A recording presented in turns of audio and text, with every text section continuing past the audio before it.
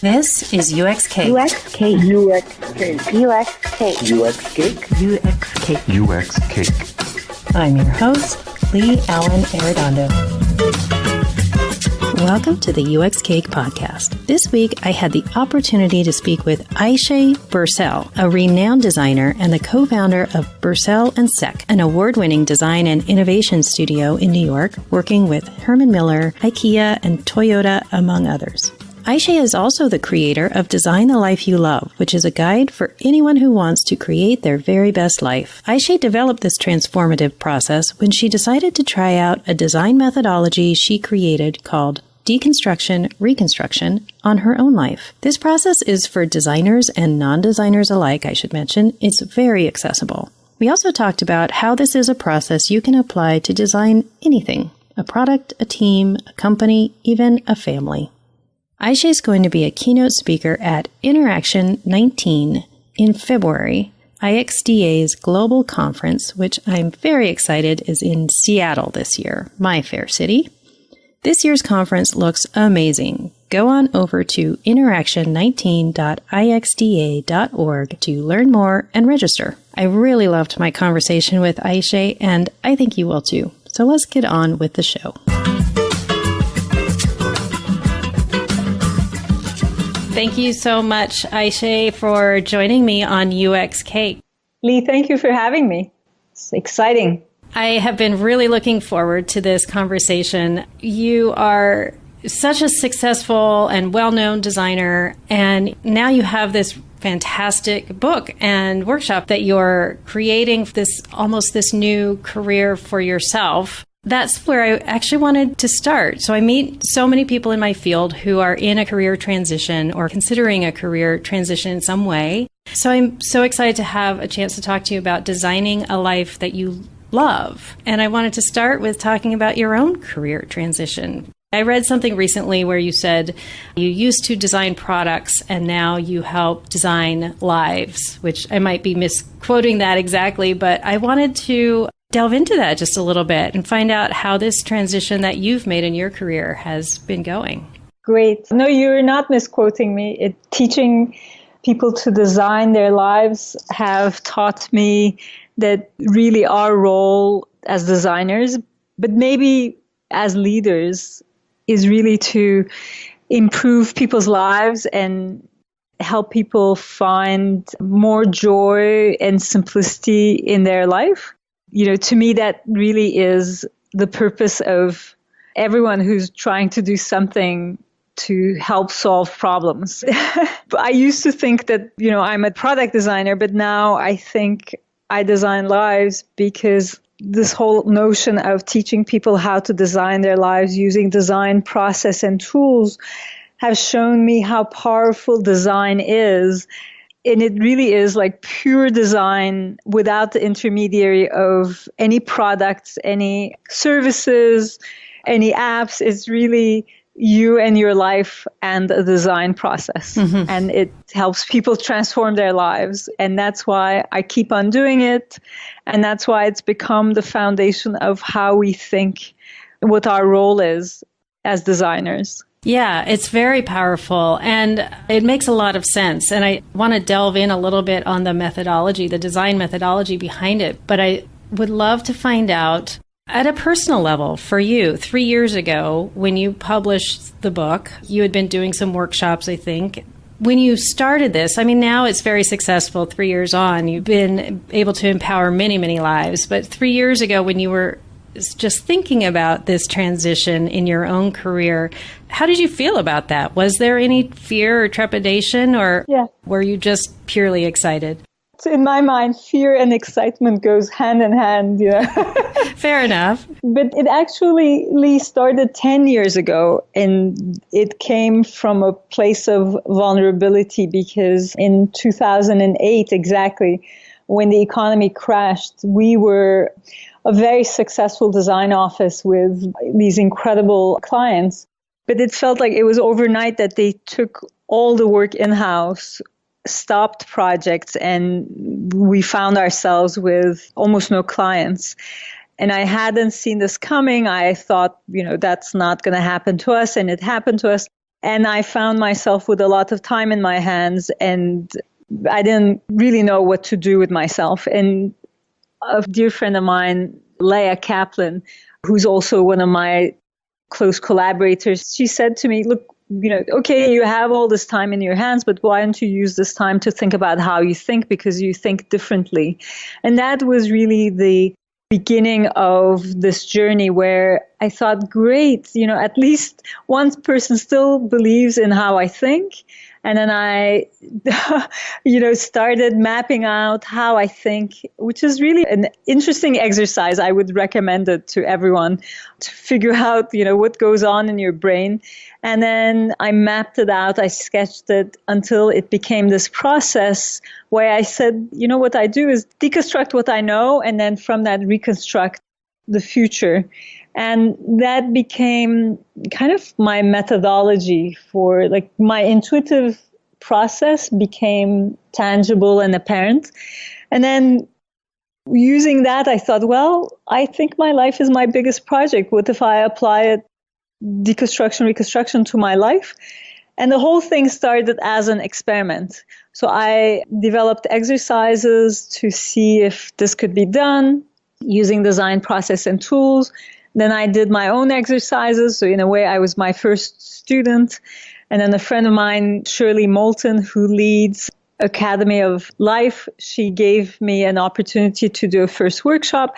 And then I did this workshop. People liked it. There's something very interesting about this intersection of life and design that people are naturally drawn to. And so they told their friends told their friends. The book came really like 7 years down the line, where people had been asking me about, like, why don't you write a book? Like, are you writing a book? And I'd be like, yeah, I should write a book. I'd like to write a book. And at one point I was like, I really either should stop talking about the book or just write the thing, I feel very fortunate because I wrote the whole thing, actually. Then it became a book, and now so many people have used it. And I think you're one of them. You were just telling me. So I'm thrilled. Yes. I can imagine that this is a book that comes to people when they most need it. Do you hear that from people who read your book or take your workshops? Yes. It appears when you're in a moment of transition. And this is what's really powerful to me right now, because I talk to people, just about every event I go to in my discipline of UX. There are so many people who are transitioning into UX or transitioning into leadership roles or transitioning from product design into digital design, or, there's all this movement that's happening in our careers now. And it feels like you have very important decisions to make. And people often will reach out when they just want some guidance. When I think what I found from your book was all those answers really are already inside you. But let's talk a little bit about that. Absolutely. That's what I found as well. My biggest learning from doing Design the Life You Love and all its different iterations has been that people are extraordinarily creative, and you have it inside you. I feel like all I'm doing is show you a process and say, and ask you to give yourself permission to do it. And then what happens afterwards is amazing, transformational, and people rise up to the challenge of, thinking like a designer. And I think that's why I keep on doing it, because it just is truly transformational. And for me to see that makes me feel like, I have a purpose. And, the fun thing about Deconstruction-Reconstruction is that I've done it with people who are 12 years old all the way to 90 years old. So it's for anyone and everyone.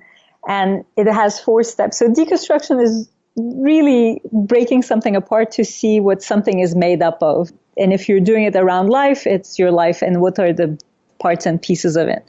The second step is then point of view. It's looking at those same parts from a different angle so that you can see the same things differently. And so doing some design exercises around thinking about the same things differently. The third step is then reconstruction. It's the other side of deconstruction. It's really about bringing clarity and making choices. And the fourth piece is once you have that clarity, expressing your idea or your design so that you can go in and make it happen.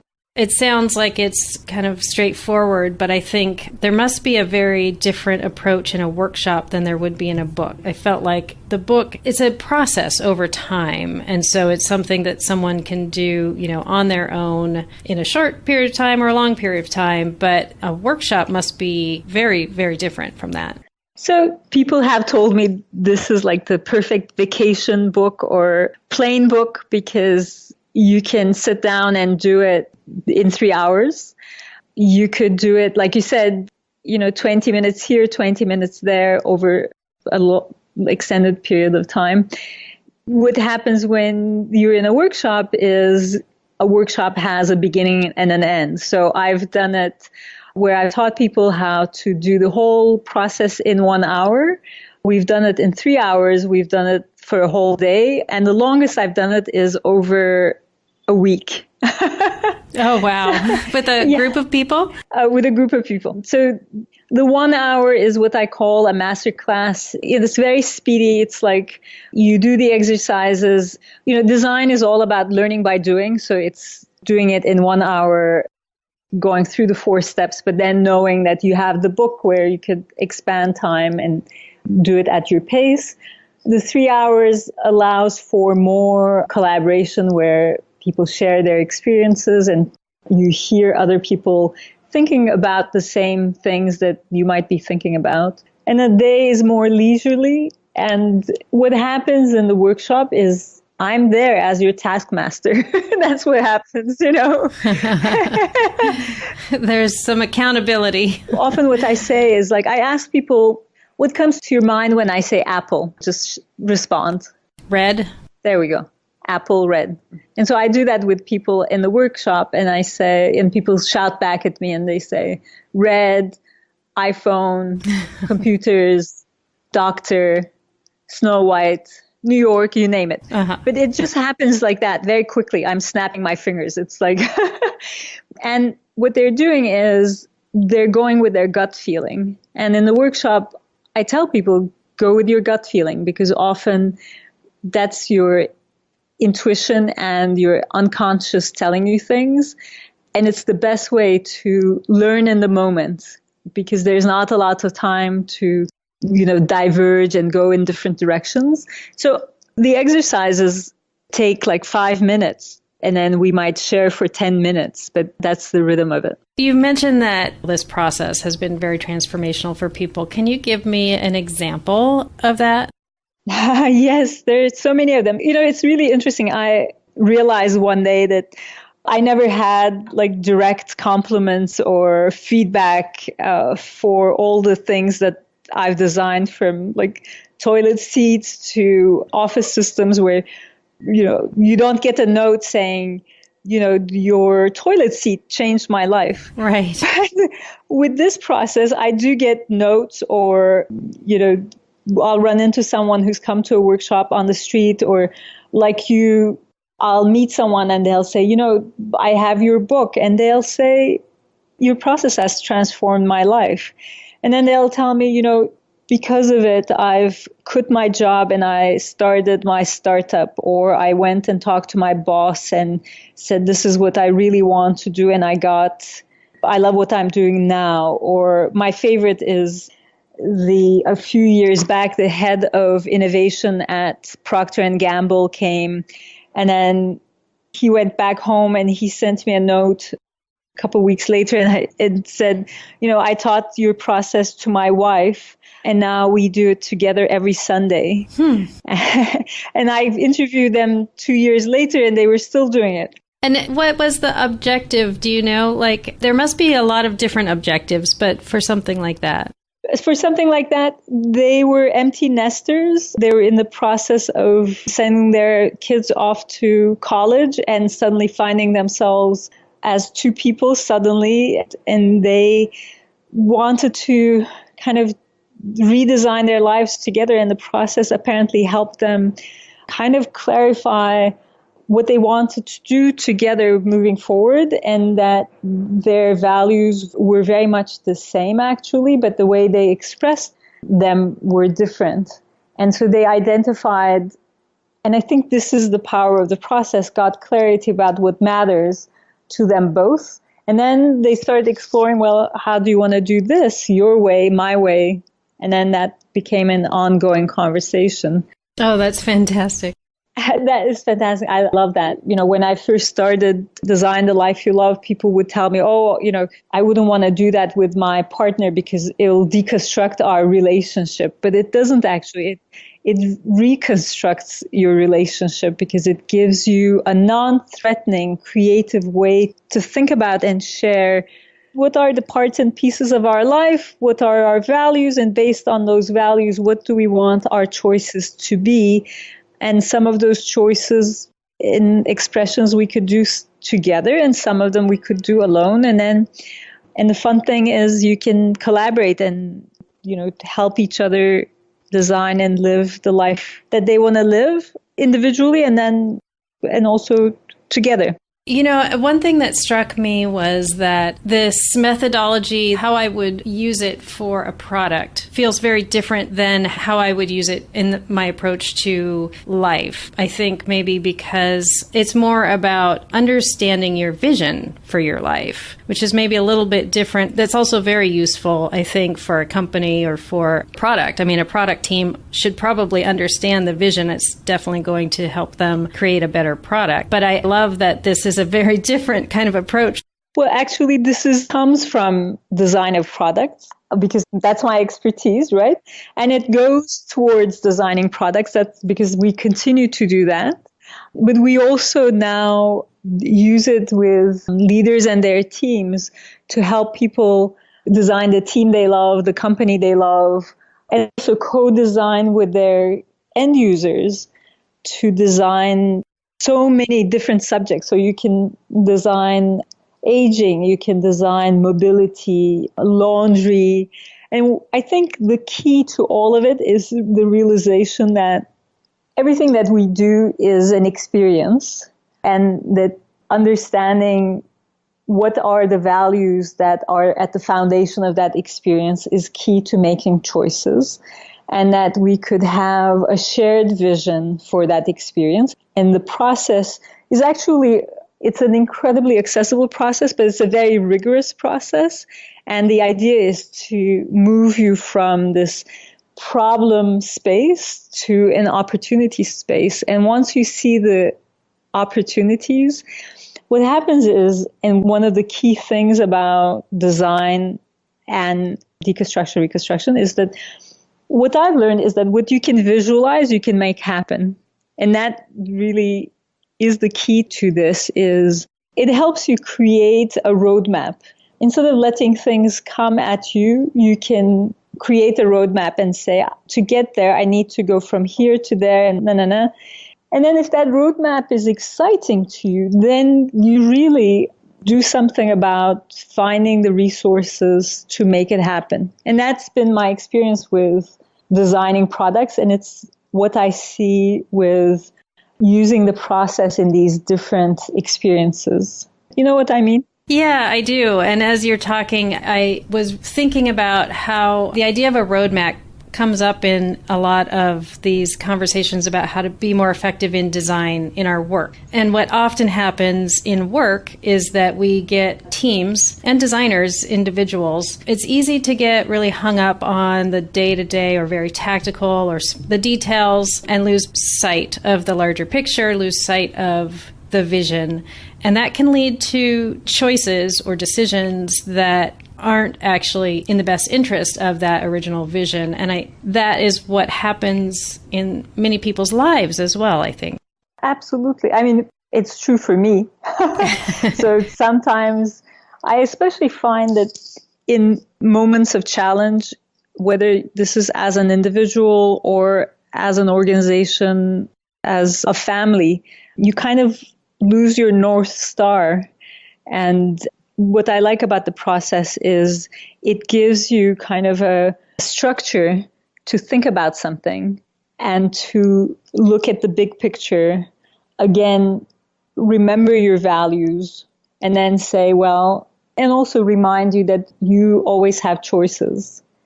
And then what I often do is I get people to draw themselves at the center of their life and create a roadmap for themselves. And then I ask them to write a manifesto. And the whole thing is playful. Design is playful. Mm-hmm. So often what I observe is people don't know why they're doing these steps and where it's going to lead them.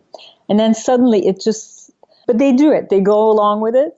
They're curious. And then they suddenly, towards the end, it's when it starts to click into place and this thing emerges in front of them. That's magical. To me, that in a way is the design process in a nutshell. You kind of go along with it. You're trying to solve a problem. You don't know how it's going to go together. And then, as a designer, I find myself, some mornings I wake up and I'm really preoccupied by where is the idea and why can't I see it? And then you hang in there and you go through the phases of, developing an idea. And then one day it kind of pops up and it's like, here I am. And when that happens, you're excited and, you want to tell people about it. You want to convince them of your ideas and you want to bring it to life because you think there's something to this. It's going to impact people's lives. And so anyway, and I see that happening with Designing Your Life. I see it happening with the leadership work we do, and we teach them how to think like a designer to get to this kind of empathic, positive mindset and mind shift. And yeah, it's exciting.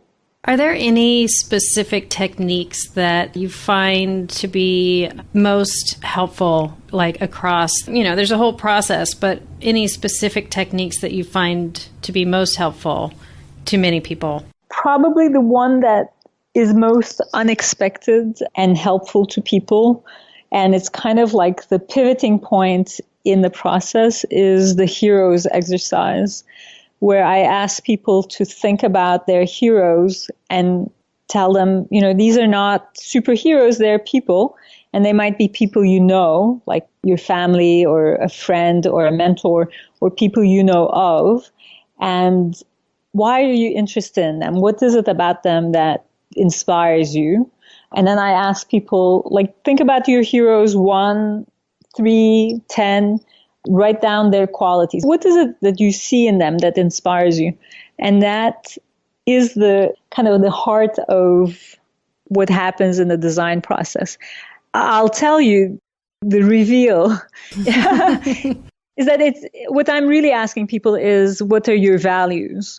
But it's really hard to ask anyone what their values are because you would get very standard answers. But what I do is I ask them who their heroes are, because what you see in your heroes are actually, those are your values. And that's why you recognize them and you see them and you're interested in them. So then people are amazed because I turn it on its head and I say, oh, so your hero is Michelle Obama because she is true to herself and vulnerable and, articulate, yet, hardworking but seems to be very kind. And then I say, those are your values, actually. You are just like your hero. You are, articulate and hardworking and kind and, vulnerable, but in a good way. And people look at me like, I don't know where this woman is coming from. We just met, and how did she read me? And I'm like, I've done it so many times that now I know. But so the point of it is, and why it's so important and it really surprises people, is because our values are the foundation of everything we do. Without them, we wouldn't know how to make choices. And sometimes we forget them. And so it's really important when you're designing something to understand what are the values that drive this idea and how am I going to make choices, because you are going to make choices. You can't have everything. And so that is probably the most powerful exercise, and it sets everything else in motion. It's really interesting, too, because as you're explaining that and the purpose of that exercise, it sounds very much like kind of an approach that we take in research to finding an answer. You can't just ask the question outright. Why do you pay money for this iPhone? It's not that simple. You have to ask, well, why this? And, you keep asking why. But you basically, I guess what I'm saying is you have to get to the answer in a very roundabout way when you do user research. And this exercise sounds very much like that, getting to an answer without asking the question outright, because you won't get the answer if you just ask that question outright. Absolutely. Yeah. I noticed that you also do workshops for designing the company you love, and there might be others like this. Design the team you love. Those are often, when you're working with other people, those are hard questions to ask. What are your values and how do you work with people? So is that kind of the approach that you take in these other situations where you've got people who aren't related to each other and have to work together and create something together with combined values? Exactly. Design the company you love, really getting people together to have one of my mentors used to call this a shared mental model, that you share an idea together. And to get there, what I lean on is design fundamentally is playful. And the reason for that is when you're playing, you're like kids, you're not afraid of making mistakes. You try things, and iterate, and you try again, and you improve, and there's a joy to it. And so bringing that into a team and a company that feels they're burdened and they're challenged, and, getting them to use these new tools that are non-threatening. And just like you were saying, it doesn't, ask you, what's your problem? It says, well, let's deconstruct this together. What's the emotion, and what's some of your constraints, and what are your but constraints are also opportunities. So let's talk about opportunities. And let me remind you, you have choices. So let's talk about choices. What that does is actually people describe you their challenge, but they, without thinking, oh my God, this is so hard. And then once you start looking at that, and then you add this different layers like your values or metaphors, and get people to think about complex things in relation to things they know, there's a reason and rhyme to it. But what it does is you're basically putting it on the table, and you decide you're going to work on this together. And then when it all starts to come together, it builds trust and ownership, because now you've gone through the process and you know where this new mental model or vision is coming from. It wasn't imposed on you. You contributed to coming up with this idea together. And it's on a bed of shared values. What's really interesting is we're so different, and yet we also share many values. And most people are generous. Most people are trustworthy. Most people are loyal, and most people want to come back from failure and, to try hard again. And it's making those things accessible and available. The process with my team, we always say, trust the process, because there's a moment where it feels like everything goes like haywire, and you're like, how is this going to go back together again? And it always does, and it always builds excitement and a feeling of, we have a plan. Mm-hmm. I love that. Imagine doing that with your team about your company. It's very empowering. I love how this methodology, this framework, can be used in so many different applications. And I am curious if, you've created it, but you've also put it out there in the world so anyone can use this framework as they wish. And I'm curious if you've heard of people using this methodology or framework in a way that surprises you. It just surprises me to this day that people are drawn to it. And like I was saying earlier, this idea of designing your life, people gravitate to it naturally. So, I think that surprises me, and happily so. Why does that surprise you? I guess because I often kind of complain about nobody knows what design is. It's really hard to explain. It's not like, it would be so much easier if I were a plumber, people would know when to call me. If I were a lawyer, people would know when to call me. But when it's design, often people really don't know when they need you. Right. And they or they don't think they need you when they do. Right. Exactly. Or why they need you. And it's such a mouthful to explain, like, the benefit of working with designers. There's no single, like, I keep you out of jail, or I, open your pipes, the kind of thing.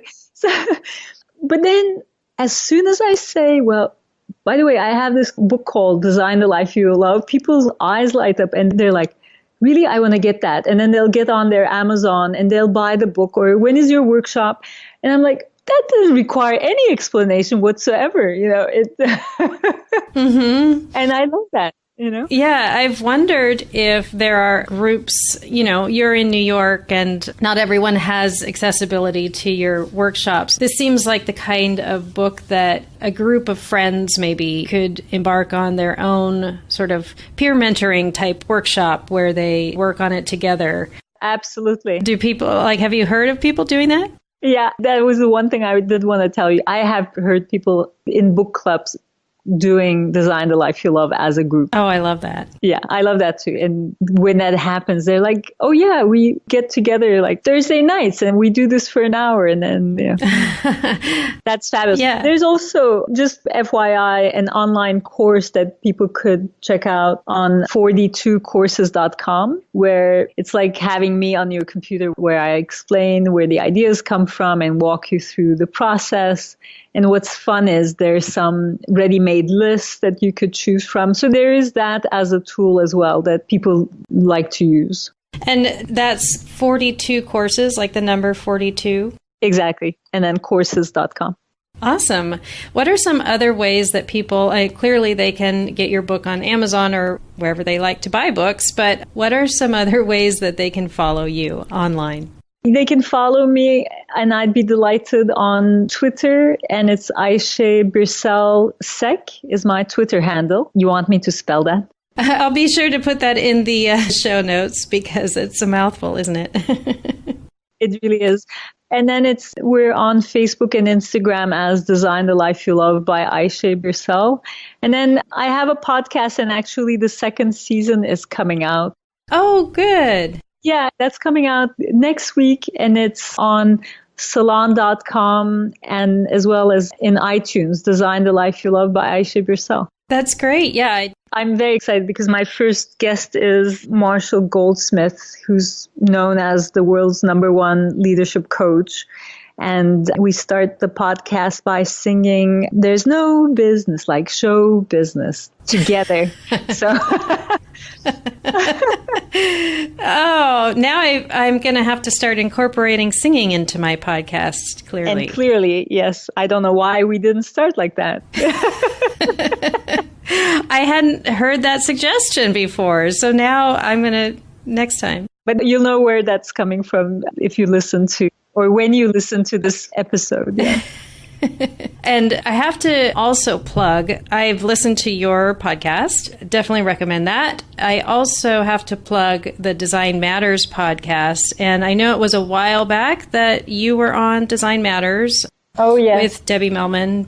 Fantastic host. And yeah, it was a great episode. I listened to it again recently, and all of her podcasts are fantastic. But I really liked the interview that she had with you, and then the interview that you had with her. It was fantastic to hear those almost side by side, but a couple years apart, I think. Yes, thank you. I mean, she is such a master. For me, it was such an honor to be invited to her podcast. And then when I started my podcast, I wonder if she'd be my guest. And then she said a big yes.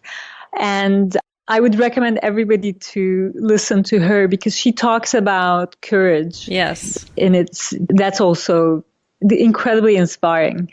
Yes. I have to tell you, I was so nervous about having her on my podcast. And then, but it was great.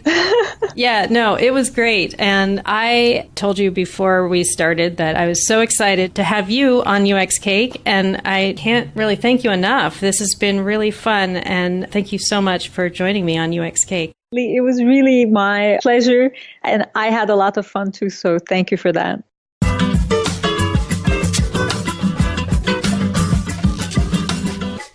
I was so excited to talk with Ayse. I hope you feel inspired now to try out this process for yourself, whether it's for your life or your work or whatever needs designing. Ayse's book is a really fun and easy hands-on guide to this process. And there's lots of other resources at her website, aysebirsel.com, aysebirsel.com. And the links are also in the show notes at uxcake.co, if that's easier to remember. If you are a new UX Cake listener, you can hear lots more great content at uxcake.co or wherever you listen to your podcasts. And if you're a regular listener, please help us out by rating and, better yet, leaving us a review to tell others what you like about it. Not only will it help others find us, as we start planning for season 2, we're looking for sponsors so we can continue the podcast with even better content in 2019. We have great download numbers, but ratings and reviews really matter, and we want to find sponsors who are really a good fit for our audience.